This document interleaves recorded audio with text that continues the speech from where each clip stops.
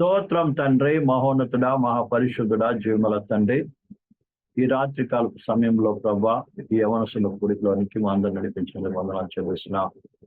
రావాల్సిన ప్రతి మీరు నడిపించండి. పవిత్రాత్మ దేవ, నీవు బోధకుడండి. మా అందరితో మాట్లాడండి, మాకు బోధించండి, నడవలసిన మార్గం చేయాల్సిన పని చూపించండి.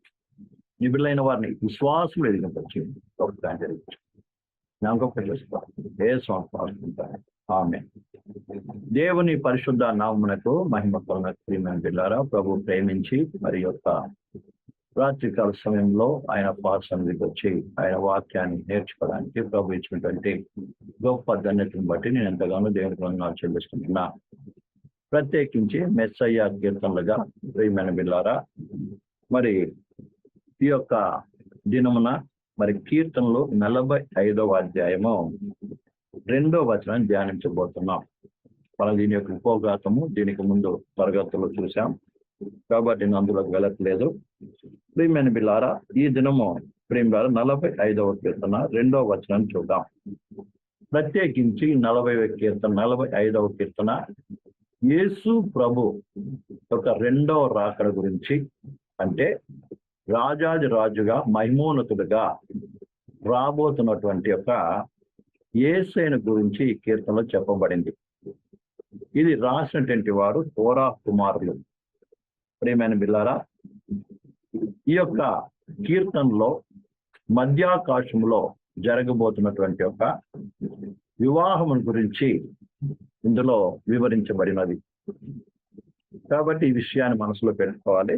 ఈ కీర్తనలో మన ప్రభు అయినటువంటి యేసు క్రీస్తు గురించి, అనగా మహిమోన్నతుడుగా రాబోతున్నటువంటి రాజాది రాజుగా రాబోతున్న యేసు ప్రభు గురించి, అలాగే మధ్యాకాశంలో జరగబోతున్నటువంటి వివాహము గురించి ఈ కీర్తనలో వ్రాయబడి ఉంది.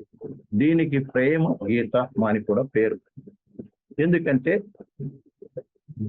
ప్రభు యొక్క మీద ప్రేమతో ఆయనను వర్ణించడం, ఆయన గొప్పతనాన్ని గురించి ప్రేమ ద్వారా ఇందులో చెప్పబడి ఉంది. ప్రేమ ద్వారా అందుకే 45 మొత్తం వచ్చి చూసినప్పుడు, ఒక దివ్యమైన సంగతితో నా హృదయం బహుగా ఉప్పొంగుతున్నది.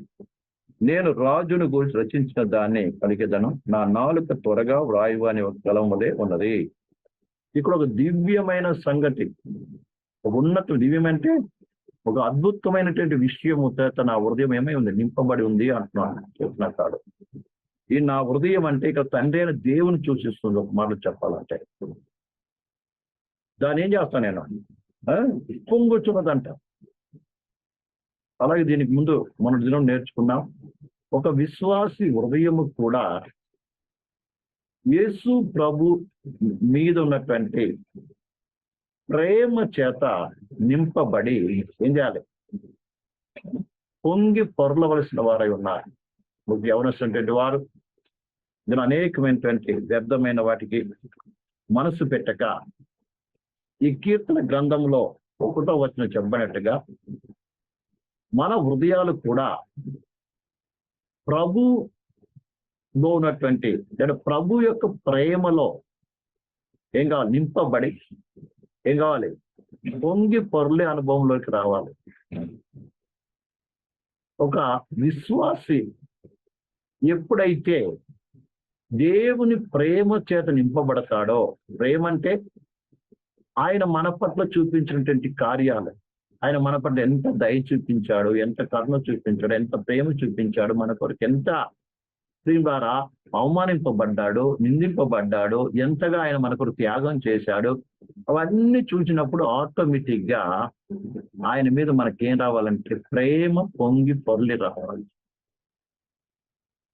అప్పుడు ఆటోమేటిక్ గా మనము ఏం చేయాలి, దేవుని స్తుతించగలం, ఆరాధించగలం. అర్థమైందండి? ఒక వ్యక్తి ఆత్మీయ అనుభవాన్ని బట్టి ఆయన ఉదయం ఏమొస్తుంది, ఒక పాట వస్తుందండి. అర్థమవుతుందండి? ఈ విషయాన్ని మనం అందరూ బాగా అర్థం చేసుకోవాలి. అందుకే దేవుని ఒక చక్కగా నిలబడుతుంది. దీని ద్వారా సజ్జనుడు మంచి విషయాలతో ఏమంటాడు, నింపబడి ఉంటాడు. సజ్జనుడి హృదయంలో నుండి బయటికి మంచివే వస్తుందని దేవుని వాక్యం చెబుతుంది.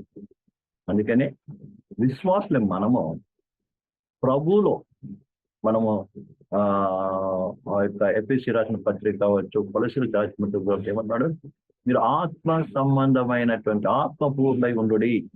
ఆత్మ సంబంధమైనటువంటి కీర్తనలతోనూ, పాటలతోనూ, ఇంకా కవిత్వముతోనూ ఏం కావాలంట? మన ఉదయం నింపబడి ఎల్లప్పుడూ అంట ప్రభువును గురించి పాడుతూ శుద్ధిగానం చేస్తూ ఉండాలని దేవుని వాక్యం చెప్తుంది. అందుకని ఎల్లప్పుడూ కూడా మన హృదయము ప్రభు యొక్క ప్రేమ చేత, రాబోతున్న క్రీస్తు చేత నింపబడిన వారముగా ఉండాలన్నదే ఈ యొక్క మొదటి వచనం చెప్తున్న మాట. రెండోది, నరుల కంటే నీవు అతి సుందరుడవై ఉన్నావు. ఇక్కడ యేసు ప్రభు యొక్క అందము గురించి వ్రాయబడి ఉంది.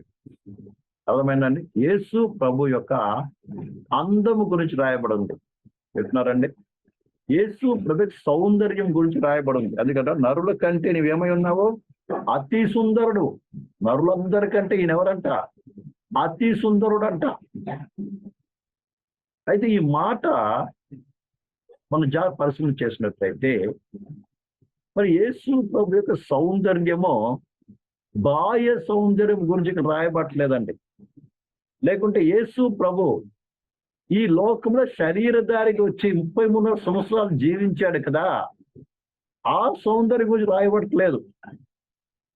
అర్థమవుతుందండి? రాజాది రాజుగా లేదా పునరుద్ధరణటువంటి యేసు క్రీస్తు, మహిమోన్నతుడు యేసు క్రీస్తు యొక్క సౌందర్యం గురించి ఈ మాటలు రాయబడి ఉందండి. ఎందుకంటే యేసు ప్రభు ఈ లోకములో శరీరధారిగా జన్మించినప్పుడు ఆయన స్థితి ఏమి ఉంది తెలుసా మీకు అందరికీ? చూడండి, దేవుని వాక్యం చూద్దాం. నేను మొట్టమొదట యేసు ప్రభు ఈ శరీర రీతిగా ఈ లోకంలో జన్మించినప్పుడు ఆయన ఎలాంటి సౌందర్యం కలిగి ఉన్నాడో దాన్ని చూసుకున్న తర్వాత మనం ఆత్మ సంబంధ సౌందర్యం గురించి మనం నేర్చుకుందాం. అర్థమైందండి? దాని కొరకు మొట్టమొదటిగా యెషయా గ్రంథము 53 చదువుదాం. చూడండి, 53 చదవగలను, చదవచ్చు.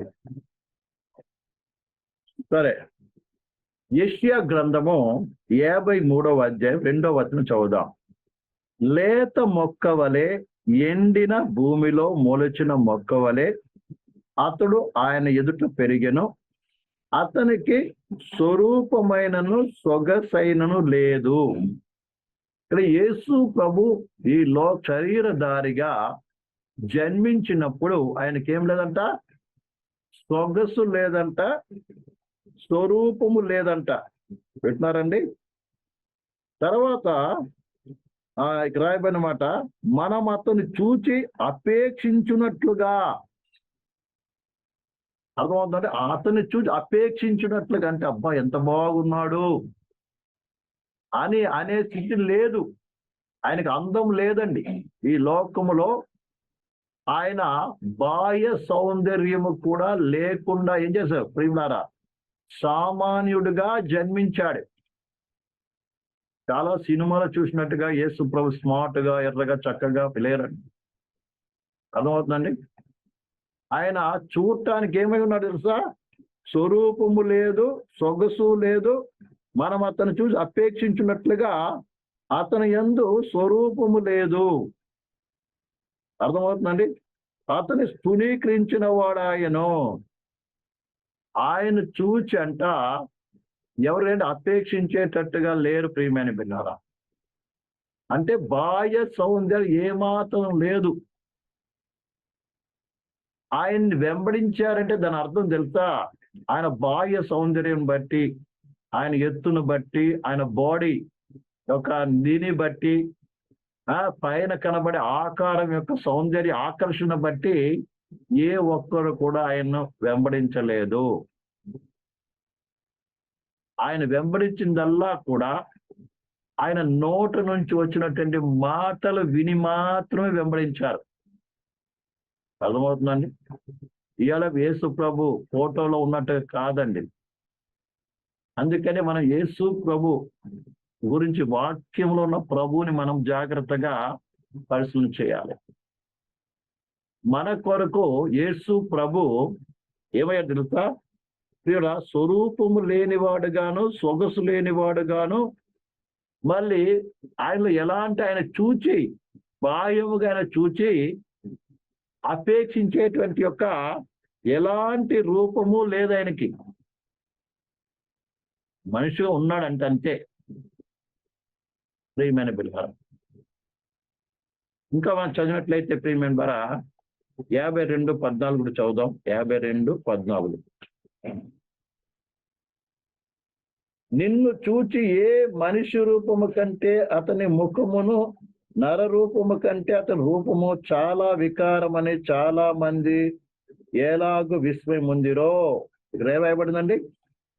నిన్ను చూచి ఏ మనిషి రూపము కంటే అతని ముఖమును, నర రూపము కంటే అతని రూపం చాలా వికారమని చాలా మంది ఎలాగ విస్మయముందిరో. వింటున్నారండి? ఆయన స్వరూపము ఎలా ఉందంట ప్రియులారా? ఇతరుల కంటే కూడా వికారముగానే ఉందంట. మరి యేసు ప్రభు మన కొరకు ఈ లోకములో ప్రియమైన బిడ్డలారా వికార రూపం దాల్చాడు. అందుకే దాసుని స్వరూపము. దాసుడు ఎట్లుంటాడండి చెప్పండి? ఒక దాసుడు ఏ రీతిగా ఉంటాడు బాగా అర్థం చేసుకోవాలి. అందుకే దాసుడు దొరుకు ధరించుకున్నాడు. దాసుడు ఏమైనా స్మార్ట్ కనబడతాడా అందరికి? కాదు ప్రియమైన పిల్లలు. ఎందుకన్నాడు? ఏంటంట? చాలా వికారమని చాలా మంది ఎలా విస్మృందిరో అని ఇక్కడ రాయబడి ఉంది. నరులందరికంటే బహు వికారముగానే ఉన్నాడంట. మరొక వాక్యం రా చదువుదాం. 52లో 50 అధ్యాయము 6వ వచనం. 50 అధ్యాయం 6వ వచనం. కొట్టువారికి నా వీపు అప్పగించి తిని, వెంట్రుకలు పెరిగి వేయు వారికి నా చెంప అప్పగించి తిని, ఉమ్మివేయు వారికి అవమానపరచు వారికి నా ముఖము దాచుకునలేదు. ప్రభువు యెహోవా నాకు సహాయము చేయువాడు కనుక నేను సిగ్గుపడలేదు. అర్థమవుతుందండి? వీడు ఎలా ఉన్నాడంట? అంత వికారము చేయబడి యేసే తను తను అప్పగించుకున్నాడంట. కాబట్టి ప్రియమైన సోదరి సోదరులారా, యేసు ప్రభు నర రూపం దాల్చుకున్నప్పుడు ఆయన ఏదో అందమైనటువంటి శరీరానో అందమైన ముఖానో ఆయన చూడంగానే అనేక మంది ఆయన మీద మనసు పడేటట్టుగానో ఆయన ఏ లేదు, అంత సౌందర్యం గల ముఖము లేదండి. వికారముగానే ఉన్నాడు. ఆయన వెంబడించడానికి కారణం ఏంటి తెలుసా? కేవలం ఆయన మాట మాత్రమే. ఆయన మాట మాత్రమే. విషయాన్ని బాగా అర్థం చేసుకోండి. అంటే లౌకిక సంబంధమైనటువంటి యొక్క ఎలాంటి ఆకర్షణ కానీ ఎలాంటి నిధి కానీ ఏం లేదు యేసు దగ్గర లేదు. ఇలాంటి యొక్క శరీరం ఆయన ధరించుకున్నాడు. అయితే ప్రియమైన బిడ్డలారా, ఇప్పుడు ఇక్కడ రాయబడిన మాట ఏంటంటే యేసు ప్రభు, అర్థమైందా? యేసు ప్రభు ఒక ఆత్మ సంబంధమైనటువంటి సౌందర్యం గురించి రాయబడి ఉందండి. నిజంగా యేసు ప్రభు అంత వికారం ఉన్నప్పటికీ కూడా, స్వరూపమైన సొగసైన లేకపోయినప్పటికీ కూడా ఆయన లోపలి నుంచి వచ్చిన ప్రతి మాటలో ఏముంది తెలుసా? ఏముంది? దయ ఉంది, ప్రేమ ఉంది, శక్తి ఉంది, అధికారం ఉంది. ఇదండి సౌందర్యం. అలాగే ప్రభు అయినటువంటి క్రీస్తును విశ్వసించిన మనము ఆ ప్రభువుని చేర్చుకున్న మనలో కూడా ఏముండాలి? ఆ ప్రేమ, ఆ పవిత్రత, ఆ దయ, ప్రేమ, ఆ కరుణ, ఇవి నింపబడి ఉండాలండి. అందుకే కింద రాయబడింది ఇది 55 క్లాస్లో ఆయన పెదవులు ఏమన్నట?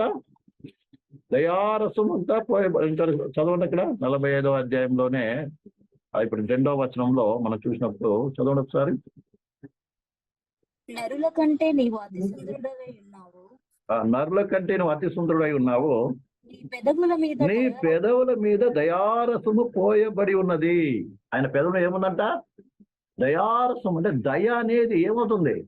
అది ఏమవుతుంది? జాలువారుతూ ఉంది.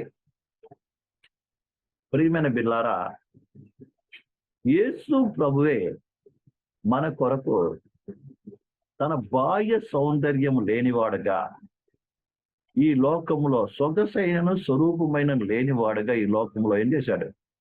జన్మించాడు. కానీ అతని పెదవుల నుంచి ఏమొచ్చింది? ప్రేమ, దయ, కరుణ, క్షమాపణ, ఇవి ఆయన నుంచి ప్రవహించిందండి. ఇది అసలు శిష్యులైనటువంటి యొక్క నిధి. అర్థమైందండి? అయితే ఇవి ఆయన నుంచి ప్రవహించాలి. అయితే అసలైనటువంటి యొక్క వీళ్ళు సౌందర్యము ఎప్పుడు కనిపరిచాడంటే ప్రేమ ద్వారా పునరుద్ధానుడు అయిన తర్వాత. అర్థమైందండి? ఇక్కడ రాయబడింది ఏంటంటే పునరుద్ధానపు అయిన తర్వాత ఆయన అసలు శిష్యులైన మహిమను ఏమైంది? కనుపరిచాడు. అదే విషయాలు మనం పరమ గీతాల్లో మనం చదువుతూ ఉంటాం ఆయన సౌందర్యం గురించి. చూడండి, ఒక్కొక్క మాట చదువుకుని ముందుకు వెళ్దాం. ప్రియమైన బిడ్డలారా, పరమ గీతములో 2వ అధ్యాయం 3వ వచనం. అడవి వృక్షములలో జల్దరు వృక్షం ఎట్లున్నదో పురుషులలో నా ప్రియుడు అట్లున్నాడు. ఇక్కడ నేను ఆల్రెడీ చెప్పాను. ఇదేంటి తెలుసా? ప్రియులారా, పునరుద్ధానుడైన యేసుక్రీస్తు యొక్క మహిమోన్నతమైనటువంటి వివాహము గురించినటువంటి కీర్తనగా మనం చూస్తాం.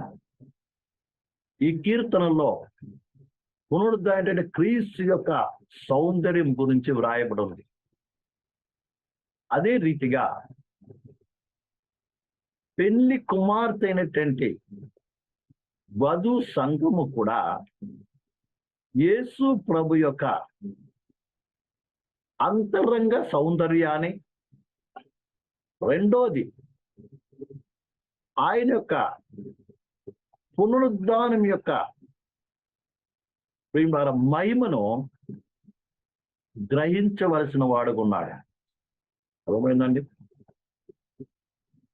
యేసు క్రీస్తు అంతరంగ స్వభావాన్ని అనగా లౌకిక సంబంధమైన సౌందర్యం మీద మనసు పెట్టుకోకుండా యేసు ప్రభు ఈ లోకములో వికారముగాను, ప్రియమైన బిడ్డలారా, స్వరూపమైనను సొగసైన లేనివాడుగా ఉన్నప్పటికీ ఆయన అంతరంగములో అసూసిమైన సౌందర్యం కలిగిన వాడుగా ఉన్నాడు. అంతెందుకు, యేసు ప్రభు ఒకసారి తన శిష్యులతో పాటు ముఖ్యంగా యాకోబు, యోహాను, పేతురును ముగ్గురు తీసుకొని ఒక కొండ మీదకి వెళ్ళాడు. చూడండి, 17వ అధ్యాయంలో చదువుతాం. మత్తయి సువార్త 17:2 చదవండి. మత్తయి సువార్త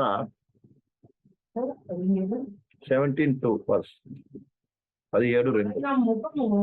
ఆయన ముఖము సూర్యుని వలె ప్రకాశించెను, ఆయన వస్త్రములో వెలుగు వలె. చూడండి, ఒకసారి యేసు ప్రభు ఆ యొక్క రూపాంతరము చెందాడు తన శిష్యులు ఎంత. అది కూడా అందరి ముందు కాదండి, అందరినీ కొండ కింద వదిలిపెట్టి మరొక పర్వతం మీదకి ఎక్కాడు. ఎక్కి పర్వతం మీద ఎవరున్నారని కేవలం ముగ్గురు మాత్రం తీసుకొని వెళ్ళాడు. అర్థమైందండి? ఎవరంటే పేతురు, యాకోబు, ఆయన సహోదరుడైన యాకోబును. వాళ్ళ ముందు యేసు ప్రభు ఏం చేశాడంట? రూపాంతరం చెందాడండి. చూడండి, యేసు ప్రభు తన శిష్యులకు చూపిస్తున్నాడు, నేను పైకి వికారంగా ఉన్నప్పటికీ అసలు సౌందర్యం నాది ఇది. అర్థమైందండి? అసలు సౌందర్యం ఇది నాది. ఏంటంట? ఆయన ముఖం ఏంటంట? ఆయన ముఖము సూర్యుని వలె ప్రకాశించెను, వస్త్రములు వెలుగు వలె తెల్లనివాయెను, ఆయన వస్త్రమే వెలుగు వలె తెల్లనాయను. ఇదిగో మోషే ఏలి కనబడి ఆయనతో మాట్లాడుచుండిరి. చాలండి, ఇక్కడ 3 విషయాలు మనం చూస్తున్నాం. ఒకటి, ఆయన ముఖం ఏమైందంట? సూర్యుని వలె ప్రకాశించిందంట. అసలు మహిమ అది చూపిస్తున్నాడు. ఇదిగో అసలు మహిమ నాది ఇది, అసలు సౌందర్యం ఇది. కానీ మీ కొరకు ఏం చేశాను? ఈ వికారమైనటువంటి యొక్క రూపాన్ని ధరించుకొని వచ్చాను. ఇందులో మనం చూసినట్లయితే చాలా మంది రూపం లేకపోయినా సరే, బాహ్యం లేకపోయినా సరే, అంతరంగ స్వభావం లేకపోయినా సరే, స్వరూపం లేకపోయినా సరే, బాహ్యంగా మాత్రము మంచి అందంగా, స్మార్ట్ గా, కలర్ఫుల్ గా కనపడాలని ఆలోచన చేస్తూ ఉంటారు. ప్రియులారా, మన ప్రభువైన యేసు క్రీస్తు ఎంతో సౌందర్యవంతుడు. అవును, నిజంగా ఆయన సౌందర్యవంతుడే. అందుకే ఆయన అంటున్నాడు, నా ప్రియుడు. ఇక్కడ పరమేశ్వరుడు అంటాడు, నా ప్రియుడు ఎవరు తెలుసా? ప్రియులారా, ధవలవరుణుడు, రక్తవరుణుడు, 10,000 మందిలో గుర్తింపదగిన వాడు. 10,000 మంది ఏంటండి, ప్రపంచమంతా ఒకవైపు నిలబెట్టి, మధ్యలో ప్రపంచమంతా నిలబెట్టి, ఆయన మధ్య నిలబెట్టి వాళ్ళు ఏం చేస్తారు? ఏసైనా గుర్తించగలం. అంత మహిమోన్నతుడండి. అంటే ఆయన ముఖం అంట సూర్యుని వల్లే తేజరిల్లిందంట. సూర్యుని కూడా అంత వెలుగు ఎవరి దగ్గర ఉందండి ఈ లోకంలో? మిస్ యూనివర్స్ కావచ్చు, మిస్ ఇండియా కావచ్చు, ఇంకా ఎవరైనా కావచ్చు, ఎవరికి ఉంది ఇంత అందం? ప్రియమైన పిల్ల, ఎవరు లేరు. ఆయన పక్కన స్త్రీని నిలబెట్టినా సరే, పురుషుని నిలబెట్టినా సరే, ఆయన ముఖం ఎవరు? సూర్యుని కంటే తేజస్సు కలిగినదిగా ఉన్నది. ఆయన వస్త్రం అంట ఏంటంట? వస్త్రం ఎలా ఉందంట? ఆయన ముఖము సూర్యుని వలె ప్రకాశించును, ఆయన ఆయన వస్త్రములు వెలుగు వలె తెల్లని వాయు. వెలుగు వలె తెల్లగా ఉందంట.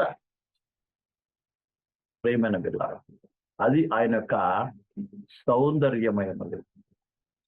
రేపు ఆయన మేఘోడు వస్తున్నప్పుడు ఈ భూలోకం మీద అర్థమైందా? ఆ 7 సంవత్సరాల చివరిగా యేసు ప్రభు ఏం చేయబోతున్నాడు? ఆ ఒలివ చెయ్యి కాలు పెట్టబోతున్నప్పుడు, ప్రియమైన పిల్లారా, అప్పుడు ఆయన చూసి, ఆయన మహిమను చూసి ఏం చేస్తున్నారు? వెళ్ళి వణుకుతూ గొప్పవాళ్ళు, బీదవాళ్ళు, ధనవంతులు, రాజ్యాధిపతులు అందరూ ఏం చేయబోతున్నారు? రొమ్ములు కొడుకులు దాక్కోబోతున్నారు. ఎందుకంటే ఆయన ముందు, ఆయన మహిమ ముందు వెళ్ళి నిలబడలేక. ఎందుకంటే ఆయన ముఖ కాంతిలో రహస్య పాపాలు సైతం కనబడుతుంది. అర్థమైందా? ఈ లోకం నేను చాలా మంచివాడిని, పరిశుద్ధుణ్ణి, పవిత్రుని అనుకొని, గొప్పవాళ్ళం అనుకొని ఎంతో మంది ఈ లోకంలో విర్రవీగుతుండొచ్చు. కానీ యేసు ప్రభు తన మహిమతో పాటు ప్రత్యక్షమైనప్పుడు ఆ వెలుగు ముందు ఎవరు నిలబడా జాలరు. భయముతో, వణుకుతో వెళ్ళి ఏం చేస్తారు తెలుసా? బండల చాటున, బెండర్ గుట్టల్లో, కొండల్లో, లోయలు అయితే దాక్కుంటారంట. అవి ఏం చేయలేవు, వాటిని అవి తప్పించలేరు. అవి వీళ్ళు తప్పించలేదు. ప్రియమైన పిల్లారా, అప్పుడు అంత మహిమోన్నతుడైన దేవుడు. కాబట్టి అంత మహిమతో ఉండి కూడా మన కొరకు ఏం చేశాడు తెలుసా? స్వరూపమైన సొగసం లేని వాడికి ఉన్నాడు. ప్రియమైన పిల్లారా, ఒక దినం అసలు శిశులైన మహిమ, సౌందర్యం ఏమవుతుంది? ప్రత్యక్షం కాబోతుంది. అయితే ప్రభుడు సంతోషం అంగీకరించిన మనము, ఆయన పెళ్లి కుమార్తెగా సిద్ధపడుతున్న మనము, ఈ లోకం ఉన్నప్పుడే ఆయన మహిమను ఏం చేయాలి? మనము చూడవలసిన వారని, ఆయన మహిమను ఏం చేయాలి? మనము గ్రహించవలసిన వారని. ఆయన మహిమను ఏం చేయాలి? ఆ మహిమ యొక్క ప్రత్యక్షతను ఏం కావాలి? మనము అనుభవించవలసిన వారమే. ఎవరైతే దాని ప్రేమ ద్వారా ప్రత్యక్షత పొంది ఉంటారో, ఆ మహిమ యొక్క ప్రత్యక్షతను పొంది ఉంటారో, వారి హృదయంలో ప్రేమ ఆ ప్రేమ చేత నింపబడి ఉంటారు. వారే ఈ దివ్యమైనటువంటి ఈ కీర్తన పాడగలరండి. అర్థమైందా? రాబోతున్న రాజు గురించి, రాబోతున్నటువంటి ఆ యొక్క పెళ్లి కుమారుడు గురించి ఏం చేయగలరు తెలుసా? స్తుతించగలరు, ఆరాధించగలరు. అందుకని వాక్యమైనటువంటి ఎవరు అందరూ జ్ఞాపకం చేసుకోవాలి. మనం కూడా ఈ యొక్క దర్శనం పొందాలి. మనం కూడా ఆ యొక్క పెళ్లి కుమారుని యేసుక్రీస్తు సౌందర్యాన్ని గుర్తించాలి. ఇప్పుడు అన్నాడు అక్కడ కీర్తనలు చూసినట్లయితే 2-3 చదివిన పరమగీతాల్లో సంఘం ఏం చెప్తుంది? సులమిత్ ఏమంటుందండి? అడవి వృక్షములలో జల్దరు వృక్షం ఎట్లున్నదో, అడవి వృక్షంలో జల్దరు వృక్షం ఎట్లున్నదో, పురుషులలో నా ప్రియుడు అట్లున్నాడు, పురుషుల నా ప్రియుడు అట్లున్నాడు. చాలండి. అడవి వృక్షములు, ఈ లోకం అందరూ అడవి వృక్షాలన్నీ ఎంతో మంది ఉన్నారు. అర్థమైనా? ఎంతో మంది ఉన్నారు ఈ లోకంలో. ఎన్నెన్నో ఉన్నాయి. ఇవన్నీ అడవి చెట్లు. సులోమితి దృష్టిలో ఈ లోకంలో అందరూ కూడా అడవి చెట్లతో పోల్చిందండి.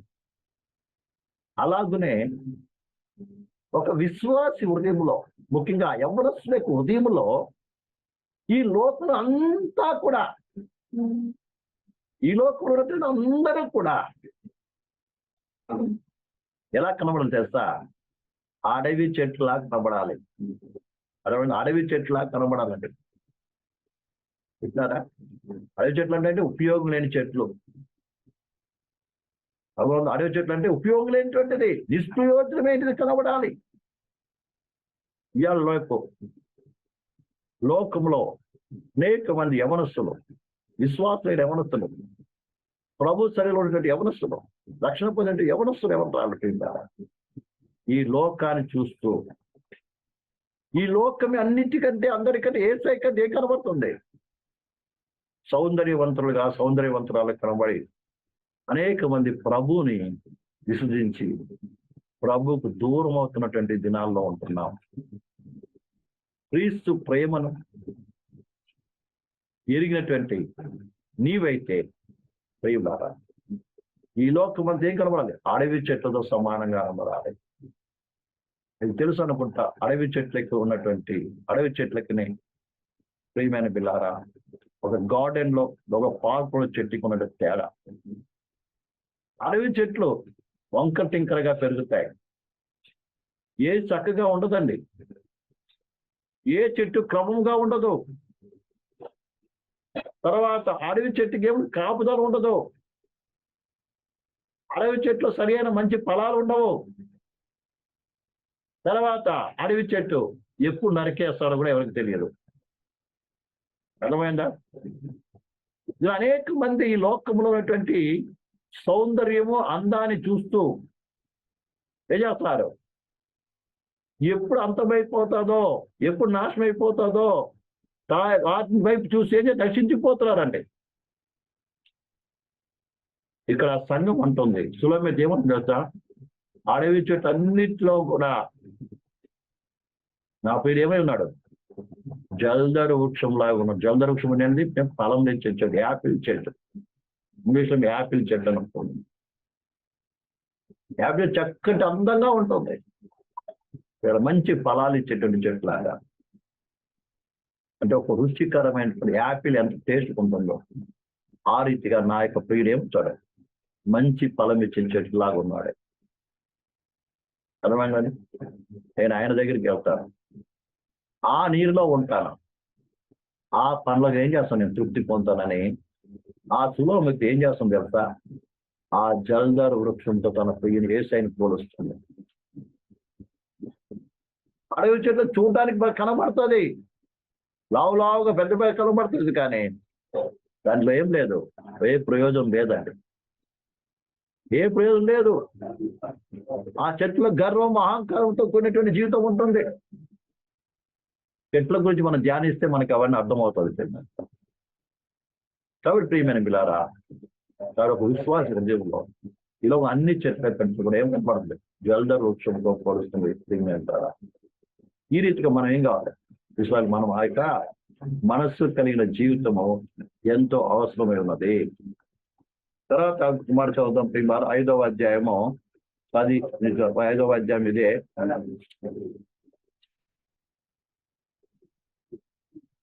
పరమగీతములో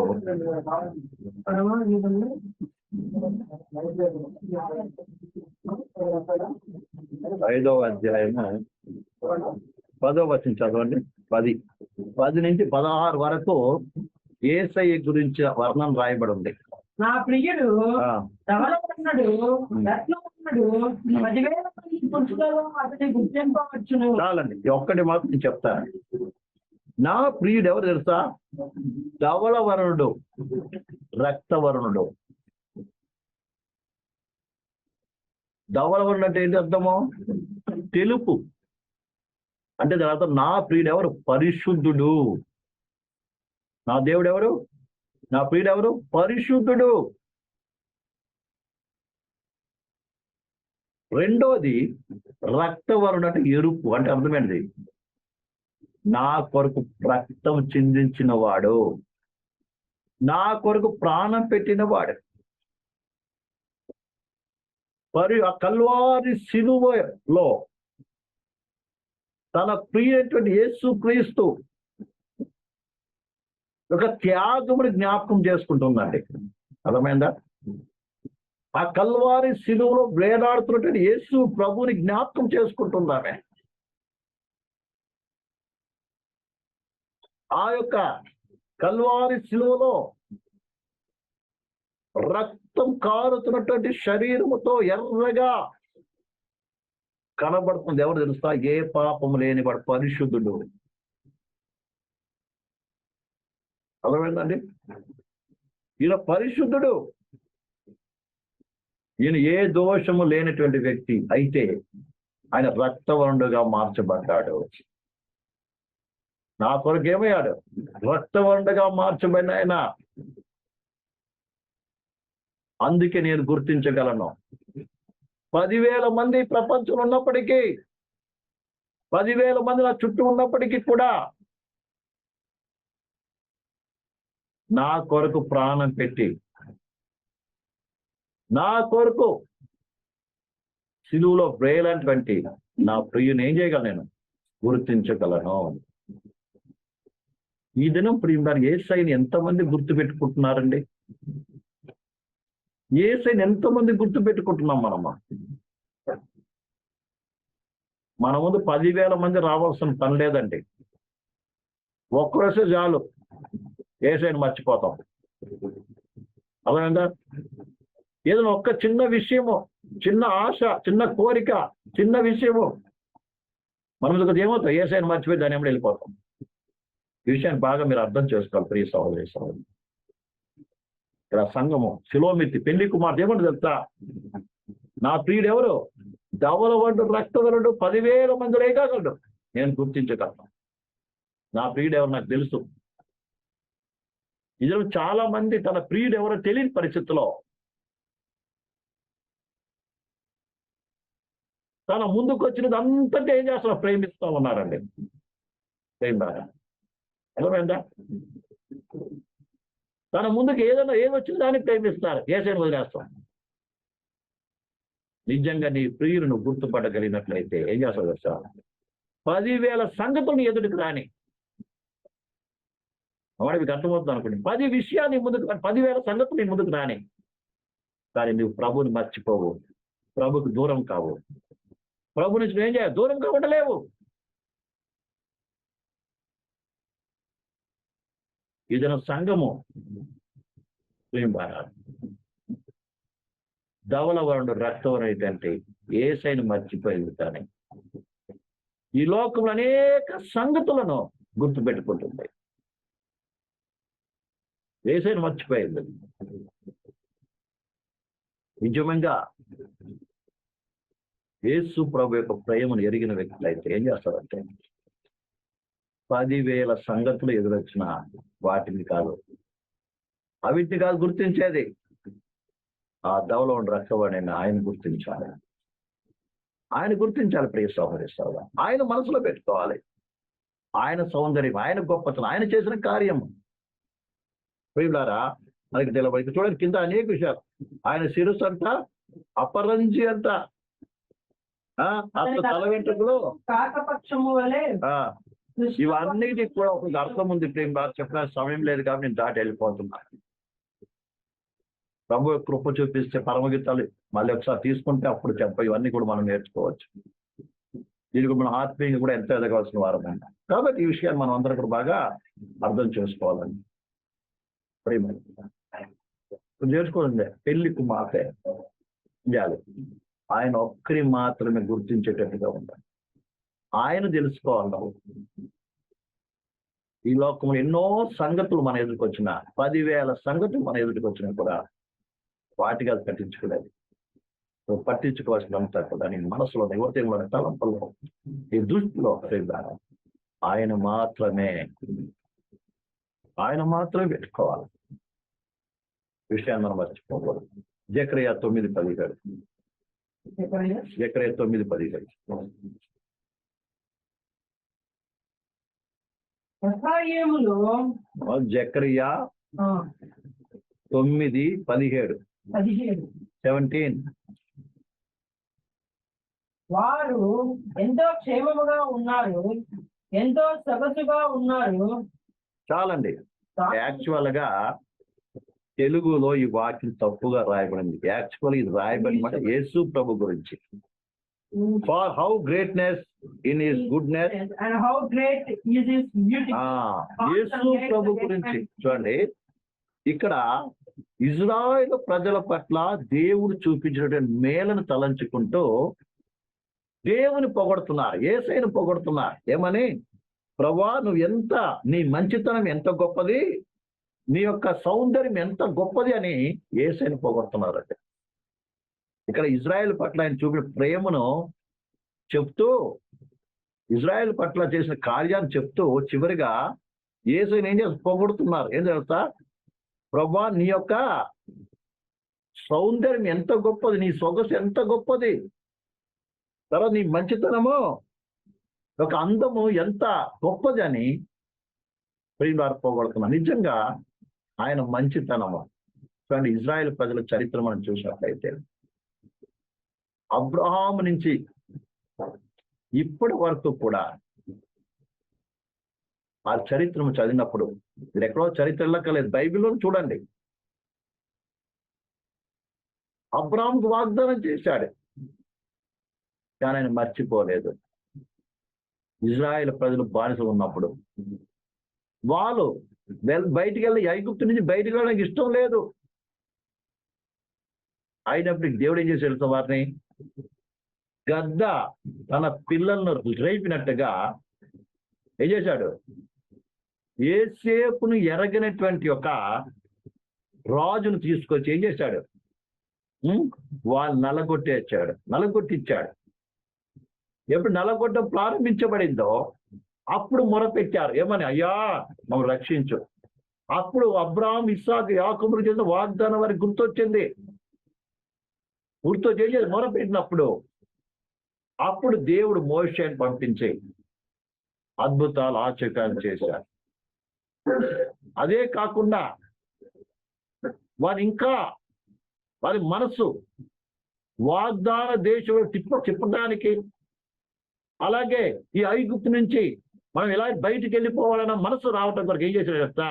మొట్టమొదటి 5 తెగుళ్ళు కూడా, అర్థమైందా? 10 తెగులు, మొదటి 5 తెగులు ఏమైంది తెలుసా? వీళ్ళ మీద కూడా వచ్చిందండి. ఆ తర్వాత మనం చూస్తాము, అర్థమైందా? దేవుడు ఐగుప్తులను ఇజ్రాయేల్ పాలన ఏం చేశాడు? వేరు చేశాడని. అర్థమైందా? అప్పుడు వారు ఏమయ్యారు ప్రియులారా? అక్కడి నుంచి బయటికి వెళ్ళాలని మనసు వారికి వచ్చింది. అప్పుడు 10 తెగుల తర్వాత అందరికీ బయటికి పంపించారు. అయినప్పుడు ఏమయ్యారు? చనుక్కుంటూ, గొనుక్కుంటూ ఎన్నెన్ని కథలు కట్టారు ప్రియులారా. ఇవరికి ఏమైనప్పటికీ కూడా చివరికి దేవుడు చేసిన వాగ్దాన దేశంలో పెట్టాడు. ఊరుకున్నారా? వాగ్దానం వచ్చిన తర్వాత ఏం చేశారండి? కొన్ని సంవత్సరాలు తర్వాత ఏం విగ్రహారాధన వెళ్ళిపోయారు. మళ్ళీ దేవుడు ఎవరైనా చేతికి అప్పగించడం వాళ్ళకి పడడం ప్రారంభించాడు. మళ్ళీ అయ్యో ప్రభు అంటే మళ్ళీ ఒక రక్షకుని పంపించిన న్యాయాధిపతులు. అలా కాదు 480 సంవత్సరాల దాకా అయిపోయింది. మళ్ళీ దేవుడు సౌలును రాజుగా చేశాడు. ఆ రాజరికంలో కొన్ని రోజులు ఉన్నారు. మళ్ళీ దేవుని విరోధంగా పాపం చేశారు. దేవుడు మళ్ళీ ఏం చేశాడు? ఏం చేశాడు? ఇర్మియా ద్వారా చెప్పి వాళ్ళు ఏం చేశాడు? బబులోనికి పంపించాడు. ఇప్పుడు 70 సంవత్సరాలు పంపించాడు. తర్వాత మళ్ళీ తీసుకొచ్చాడు. మళ్ళీ తీసుకొచ్చాడు. ఆ తర్వాత బబులోని తర్వాత ప్రియమైన పిల్లారా, ఒకరి తర్వాత ఒకరు పారసీకులు, తర్వాత ఇంకెవరు గ్రీకులు, రోమీలు, ఇలా అనేక కింద పెట్టాడు దేవుడు. చివరికి యేసు ప్రభు కాలం వచ్చేటప్పటికి యేసు ప్రభు ప్రియులారా విషయం బట్టి ప్రపంచం అంతా చెదరగొట్టమంటారు.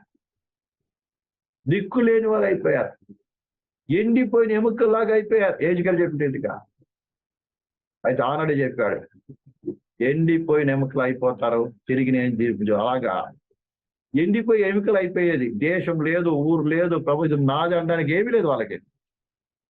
అలా ప్రపంచం చదిరిపోయినటువంటి ఇజ్రాయెల్ ప్రజల్ని ఏం ద్వారా 1917 తర్వాత ఏమైంది, తిరిగి మెల్లి తీసుకొచ్చేయడం ప్రారంభించారు.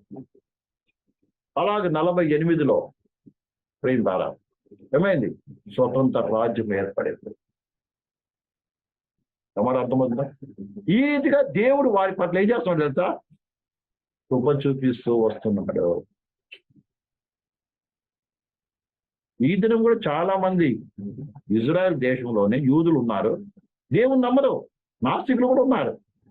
ఆయన నమ్మకపోయినప్పటికీ కూడా ఆయన వాగ్దానం ఏం చేశాడు, నెరవేర్చుకుంటూ వస్తుంది. ఇదంతా చూసినప్పుడు ఏంటి, ఆయన ఎంత మంచి దేవుడని ఎవరైనా చెప్పకుండా ఊరుకోగలరా? అదే మన జీవితంలో మనం పరిచయం చేసుకున్నప్పుడు మనం యేసు నమ్ముకున్నప్పటి నుంచి కూడా ఎన్నెన్ని కథలు మనం కట్టాం, ఎన్నెన్ని దేవుని విరోధంగా మనం మాట్లాడాం, దేవునికి విరోధంగా ఎన్నిసార్లు తిరుగుబాటు చేశాం, ఎన్నిసార్లు మనం అసహించుకున్నాం, ఎన్నిసార్లు కాని మాటలు మాట్లాడాం, ఎన్నిసార్లు దేవదూషణ చేశాం, ఎన్నెన్నో చేశాము. అయినప్పటికీ కూడా దేవుడు మన నశింప చేయకుండా మన జీవితంలో అనేక మేలు చేసుకుంటూ వస్తూ ఉన్నాడంటే ప్రియమైన పిల్లలు, ఆయన ఎంత మంచి దేవుడు, ఆయన ఎంత మంచి దేవుడు. మనకంటే మంచివారు, యోగ్యుడు, బలవంతులు మన ముందు లేకుండా వెళ్ళిపోయారు. కానీ ఇప్పటి వరకు ప్రభు మన పట్ల మంచిగానే ఉన్నాడు, కృప చూపిస్తూ వస్తున్నాడు. ఇది ఆయన మంచితనం కాదా? ఇది ఆయన గుణం కాదా? సౌందర్యం మన పైరూపుగా చూడవలసిందే. యేసు యొక్క స్వభావాన్ని చూడాలి, యేసు యొక్క అంతరంగ స్వభావాన్ని మనం గుర్తించాలి. ప్రియమైన సహోదర సహోదరులు, కాబట్టి ఈ విషయాన్ని మనం అర్థం చేసుకోవాలి. ఎందుకన్నారు ఎంత ఎంత how greatness is is goodness అంటే నీ మంచితనం ఎంత గొప్పది,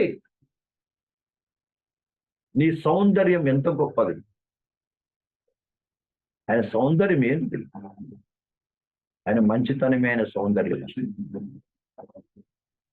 ఈ విషయాన్ని మనం అందరం అర్థం చేసుకోవాలి. అదే రీతిగా అటువంటి స్వభావం మనం కలిగిన వారికి ఉండాలి. ఎందుకంటే మన అందరూ రేపు ఆయనతో పాటు ఆయన సంఘము ఆయన గొప్పతనాన్ని గుర్తించాలి. ఆయన సంఘము ఆయన గుణలక్షణాలు తెలుసుకోవాలి. ఆయన సంఘం ఆయన ప్రియురాలు, ఆయన వివాహం చేసుకోబోతున్నటువంటి పెళ్లి కుమార్తె ఆయన గుణలక్షణాలు తెలుసుకోవడమే కాకుండా ఆయన గుణలక్షణాలు సంతరించుకోవాలి. అందుకే ఆయన స్వరూపంలో ఎదగాలి అని దేవుని వాక్యం తెలియపరుస్తుంది. మన పట్ల ఎవరన్నా తప్పు చేశారనుకోండి, వారిని క్షమించమంటే క్షమించాం. వారు ఎంత దౌర్భాగ్య స్థితి కండి. మన ప్రభు మన పట్ల ఎంత మంచి చేశాడు, ఎంతో మంచి చేశాడు. అందుకే యేసయ్య ఉపమానం చెప్పాడు. ఒకరు కదా, ఒకరికి 5,000 రూపాయలు కదా, 500 దేనార్లు ఒక అప్పున్నాడు, 50 తలాంతులు ఒకరికి అప్పున్నాడు. యజమానుడు ఇద్దరిని క్షమించాడు. కానీ ఎవరిది క్షమింపబడ్డాడో ఆ క్షమింపబడిన వ్యక్తి ఏం చేశాడంట, ఇంకొక వ్యక్తిని ఏం చేసి పట్టుకొని, నువ్వు నాకు అప్పు కట్టేంత వరకు నేను చేయను, విడిచిపెట్టని తీసి చర్చలో వేశాడు.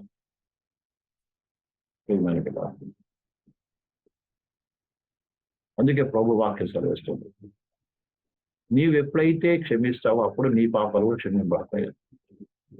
విషయాన్ని పట్ల ద్వారా యేసే మన జీవితంలో ఎన్ని మంచి పనులు చేశారు, ఎంత మంచి కార్యాలు చేశారు.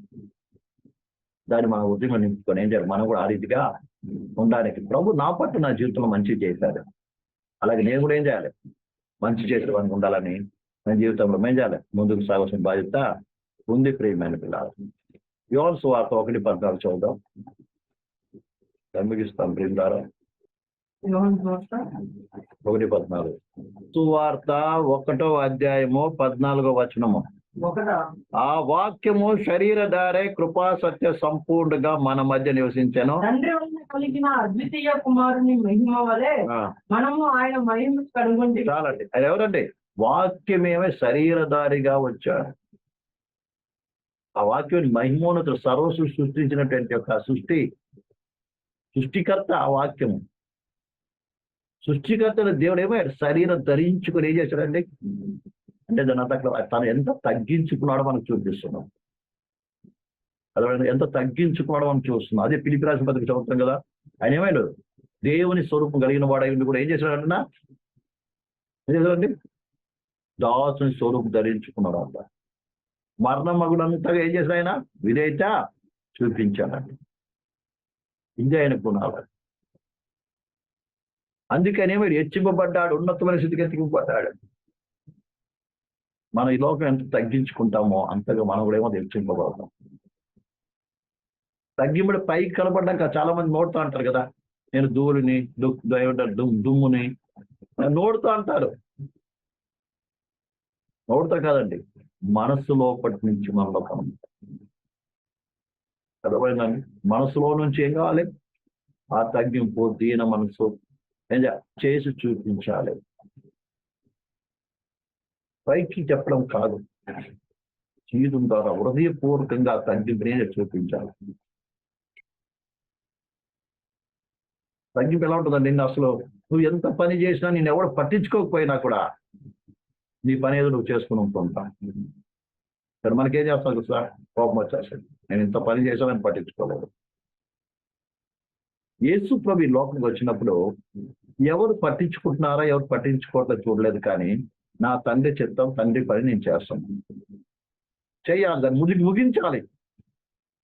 అన్నం లేకుండా అన్నంతో సంబంధం లేదు, నీళ్ళతో సంబంధం లేదు. నా తండ్రి ఏ పని ఇచ్చాడో ఆ పని నేను చేసుకుంటూ వెళ్ళిపోతాను. ఇంకా నేను లెక్క ఎవరికి చెప్పాలి? తండ్రికి చెప్పాలి. నువ్వు లెక్క ఎవరికి చెప్పాలి? మనం ఎవరికి చెప్పాలి లెక్క?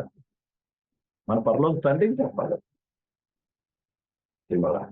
అందుకనే మనకి దేవుడు ఇచ్చిన పని నమ్మకం ఏం చేసుకుంటూ నేర్చుకోవాలి. ప్రియమైన ఇవన్నీ కూడా మనం ఇంకా చివరికి నేను వెళ్ళిపోతాం, చాలా ఉన్నాయి. కానీ చివరిగా ప్రకటన గ్రంథం 1:13-18 చదువుకొని ముగిస్తున్నాం. ప్రియమైన ఒకటో ప్రకటన గ్రంథం 1వ అధ్యాయము 13-18. అక్కడ పునరుద్ధారణ యేసు క్రీస్తు మహిమనొత్తులుగా ఒకటో ప్రకటన గ్రంథము 1వ అధ్యాయము 13-18 వరకు. తిరుగగా 7 సువర్ణ దీప స్తంభములను, ఆ దీప స్తంభముల మధ్యని మనుష్య కుమారుడు పోలిన ఒకరిని చూచితిని.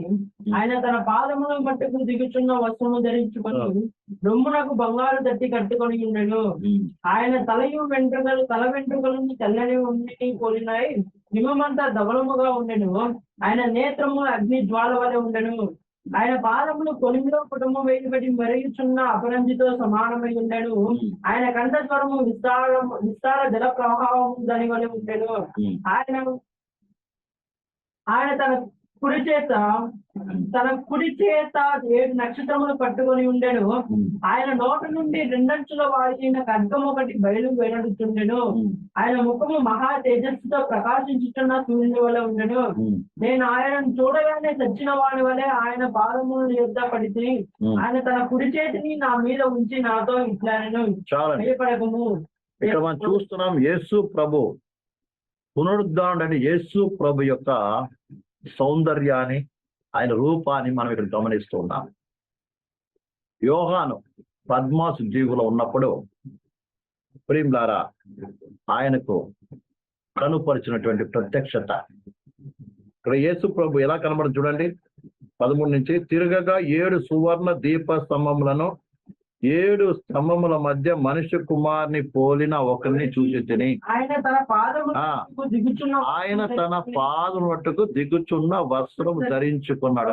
ఆయన వస్త్రం ఆగండి, ఆయన వస్త్రం ఎలా ఉంది? పాదముల వరకు ఉందండి. పాదములు కనబట్టలేదు, కానీ యేసయ్యే పాదముల వరకు వస్త్రం ధరించుకున్నప్పుడు మనం ఎంత ధరించుకోవాలి చెప్పండి? యేసు దేవుడే ఆయన వస్త్రం ఎక్కడి వరకు ఉంది? ఇదో చాలా, అందుకే మీకు ఎవరైనా పాదాలు కనబడేటట్టుగా పై కనబడేటట్టుగా ఒళ్ళు కనబడి మీరు చెప్పాలి. బ్రదర్స్ కావచ్చు, యవనస్తులు చెప్పాలి. ఈ వాక్యం చూపించాలి. అర్థమైందా? మీ వస్త్రం ఎలా ఉండాలి? పాదలు మట్టుకు ఉండాలి. అర్థమైందా? కాబట్టి తర్వాత ఇంకా చెప్తాం ఏంటండి, ఆయన రొమ్మున బంగారు దట్టి కట్టుకున్నాడంట. ఆయన తల వెంట్రుకలో తెల్లని ఉండిని పోలి ఉన్నది. ఆయన తల ఉంది తెల్లని ఉండిని పోలి అంటే ప్రియంబారా, ఇక్కడ ఒక్కొక్క దాని ఒక్కొక్క అర్థం ఇస్తుంది. రొమ్ముకేముంది? బంగారు దట్టి. బంగారం ఏం చూపిస్తుంది? దేవుని కృపకు చూపిస్తుంది. అంటే ఆయన కృపగల వాడు, హృదయమంతైన కృప దయతో నింపబడిన వ్యక్తిగా మనకు కనబడతాడు. తర్వాత ప్రియమైన బిడ్డలారా, ఆయన నేత్రములు కాదండి, తల వెంట్రుకలు తెల్లగా ఏం చూపిస్తుందండి? జ్ఞానం చూపిస్తుంది. శాశ్వత కాలం నుంచి శాశ్వత కాలం వరకు ఉండేటువంటి వ్యక్తిగా చూపిస్తున్నారు. అంటే నిరంతరం చూపిస్తుంది కదా. అనంత జ్ఞానైన దేవుడు. సాంగ్ చూస్తే ఏంటంట ప్రియమైన ద్వారా ఏముంది? ఏం చూపిస్తుంది? నెరసిన వెంట్రుకలు ఏం చూపిస్తుంది? జ్ఞానాన్ని చూపిస్తుంది. జ్ఞానం ఉంటుందంట. అది వృద్ధులకు నెరసిన వెంట్రుక సొగసైన కిరీటం. ఇంకొకటి కూడా ఉంది వాక్యం, జ్ఞానులకు ఉంటుందంట. అది జ్ఞానాన్ని చూపిస్తుంది. తర్వాత ఆయన పాదములు కొలిమిలో పుటము వేయబడి మెరిచున్న అపరంజితో కొలిమిలో పుటం వేయబడినటువంటిది. అంటే ఆయన అడుగులు ఎంత స్ట్రాంగ్ గా చూపిస్తున్నారండి. అర్థమైందా? ఆయన అడుగులు ఏమైంది? అగ్నిలో పుటం వేయబడిన మెరిచున్న అపరంజితో సమానమై ఉన్నది. ఆయన కంఠస్వరము జల ప్రవాహము వలె ధ్వని వలె ఉండేది. అర్థమైందండి? ఆయన స్వరం ఎలా ఉంది? విస్తార జల ప్రవాహముల ధ్వని వలె ఉండేను. అంత స్ట్రాంగ్ అంటే అంత స్వరం గంభీరత్వం చూపిస్తుంది. తర్వాత ఆయన తన కుడి చేత 7 నక్షత్రములు పట్టుకుని ఉండెను. 7 నక్షత్రం ఏం చూపిస్తుందంట? ఆయన నోట నుండి సంఘాలు, 7 సంఘాలు. అంటే ఈ లోకం ఉన్నటువంటి అన్ని సంఘం ఎవరి చేతిలో ఉంది? దేవుని చేతిలో ఉంది. దేవుని చేతులు ఆయన చేతిలో పట్టుకుని ఉన్నాడు. తర్వాత ఆయన నోటి నుండి 2 అంచుల గల వాడి అయిన ఖడ్గం బయలు తెలుస్తున్నది. ఎందుకు వెళ్తుంది? మనం ప్రకటన 18 చూసి తెలుస్తుంది. ఆ ఖడ్గం ఏం చేస్తుంది? శత్రువును సంహరిస్తుంది. ఇది ఆయన గొప్పతనం, ఆయన మహిమ, ఆయన నిధి ప్రియమైన సోదరి. కాబట్టి ఇంకా యేసు ప్రభు యొక్క మహిమ చూసినప్పుడు అంత గొప్ప సుందరు వీటిని ప్రియులారా. అందుకే మనం 45 కొద్దాం ప్రియులారా. ఏముంది 2లో?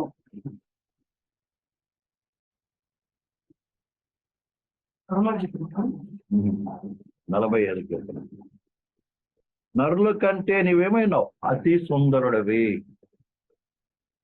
ఈ లోకం అందరికంటే కూడా ఆయన ఏమైనా అతిగా సుందరుడు. ఆ సౌందర్యాన్ని మనసులో పెట్టుకుని ఏం చేయాలి? ధ్యానిస్తూ మనము ఆయన రాకు సిద్ధపడదాం. దేవుడి వాక్యంను జీవించగాక. కళ్ళు మూసుకున్నట్టయితే ప్రార్థన చేసుకున్నాం. Hallelujah. Thank you lord, thank you lord, thank you lord, thank you lord, thank you lord, thank you lord, thank you lord. పరిశుద్ధమైన దైవ మానసుతులు, పరలోకపు దైవ మానసుతులు ప్రభు, ఈ రాత్రి కాలంలో ప్రభు మీ సౌందర్యం గురించి ధ్యానించే గొప్ప భాగ్యం ఇచ్చిన స్తుతులు అయ్యా. నువ్వెంతో మహిమోన్నతులు, ఎంతో గొప్పవాడేవి. నీతో సాటి అయిన వారు ఎవరు లేరు. అయినప్పటికీ మానిమితమై స్వరూపమైనను సొగసైన లేని వాడుగా ఈ లోకంలో ఉంటారు. మాకు కల్వారి శిలువలో రక్తవరుడుగా మార్చగలి. అయితే పునరుద్ధరణుడై ఇతను మహిమోన్నతుడుగా, మహిమగల దేవుడుగా, ఎవరు సమీపించరాని తేజస్సుతో ప్రభు తండ్రి కుడి భాషను ఉన్నావు తండ్రి. ఇనబడి స్థుతులు మహిమతులు రాబోతున్నాం కదా. ఆ యొక్క సౌందర్యాన్ని ఆ మహిమ ఆ భాషలో పెడుతూ నిత్యము నేను ధ్యానిస్తుంది. నిదాలు సిద్ధపడేటప్పుడు గొప్ప దయచేయండి. ఈ రాత్రి కాదు వాక్యం వినంటే ఎవరు అందరినీ జ్ఞాపకం చేసుకుంది. షలోమిత్ ఏ రీతిగా అయితే తన ప్రియుని ధ్యానిస్తూ, ఆ సౌందర్యాన్ని ధ్యానిస్తూ, అందాన్ని ధ్యానిస్తూ ఎదురు చూస్తూ ఉందో, నీ కొరకు అపేక్షిస్తూ ఉందో, అదే రీతిగా ఈ వాక్యం విన్నట్టు ప్రతి యవన సేవకుడు కూడా నీ యొక్క సౌందర్యాన్ని ధ్యానిస్తూ, వారి మనసులో ప్రభు నీ గుణలక్షణాలు, నువ్వు చేసిన కార్యాలను, నీ మహిమోన్నతమైనటువంటి యొక్క కార్యాన్ని ధ్యానిస్తూ నీకు ఎదురు చూసే గొప్ప పాప పరీక్ష రాజకీయ గురించి ప్రతి ఒక్కరు దీవించాలి. గొప్ప చేసుకోండి. సంవత్సరం మహిమ కలుపుకొని కావచ్చు.